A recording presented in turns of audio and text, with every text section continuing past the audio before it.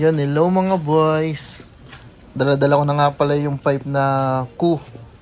At ipakabit natin dito sa shop malapit sa bahay namin mga boys. Buti na nga lang pala at malapit yung shop dito. Ayan, kay Boss J Motorcycle Parts. Ayan, binuksan niya nga pala yung kahon at dyan nakalagay yung pipe natin. At tinitingnan niya bago niya tanggalin yung pipe na JBT. Ito na mga boys, sinatanggal na naman niya yung JBT na pipe natin para maikabit na yung Q pipe natin mga boys.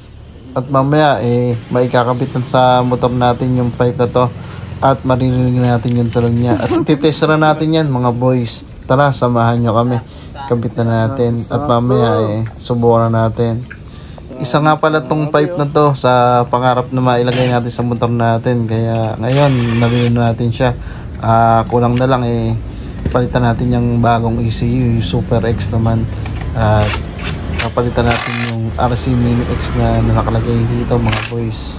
Ayan, nakapagpalit na tayo ng pipe. At susunod naman ipapadayo na natin o ipapatune naman natin mga boys. Pag nakabili na tayo ng Super X mga boys. Okay.